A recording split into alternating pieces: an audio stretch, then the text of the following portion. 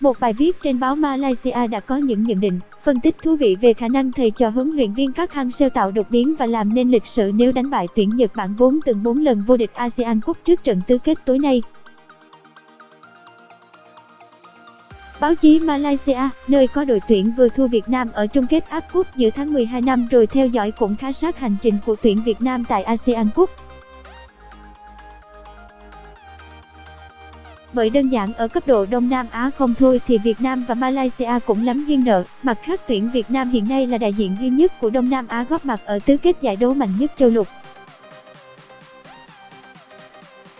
Bài báo trên tờ Star Malaysia viết rằng 16 tháng cầm quân cho tuyển Việt Nam, vị huấn luyện viên người Hàn Quốc đi từ thách thức này đến thách thức khác và thành công.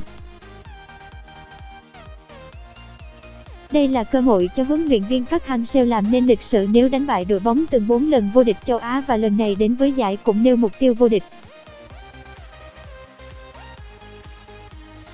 Bài báo gọi tuyển Nhật là những samurai xanh còn Việt Nam là những con rồng vàng. Bài báo cho biết dù là đội tuyển quốc gia nhưng Việt Nam là đội bóng trẻ tuổi với hầu hết cầu thủ trong độ tuổi dưới 23, một niềm tự hào của Đông Nam Á, của bóng đá Việt Nam. Bài báo bình luận, huấn luyện viên Park Hang-seo đã nhìn ra sự khác biệt giữa tuyển Nhật và Việt Nam bởi cầu thủ của ông hầu hết là tuổi đôi mươi.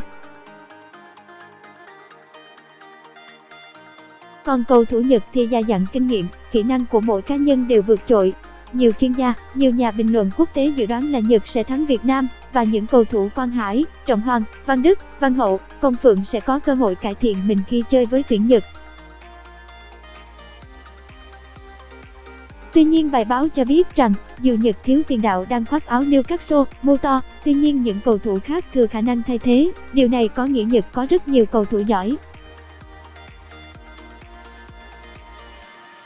Nhưng ở đây đừng mang cầu thủ hai đội ra so sánh, mà hãy nhìn tuyển Việt Nam rơi vào một bảng đấu thuộc hàng tử thần nhưng họ len lỏi qua được và vào vòng 16 đội họ đánh bại Jordan, đội nhất bảng B, trong đó có trận đánh bại nhà vô địch Úc. Bài báo kết luận Việt Nam đang đứng trước cơ hội lịch sử đánh bại tuyển Nhật và tạo ra mốc son lịch sử khác cho bóng đá Việt Nam. Báo Nhật Bản đặc biệt cảnh báo đội nhà về Đoàn Văn Hậu.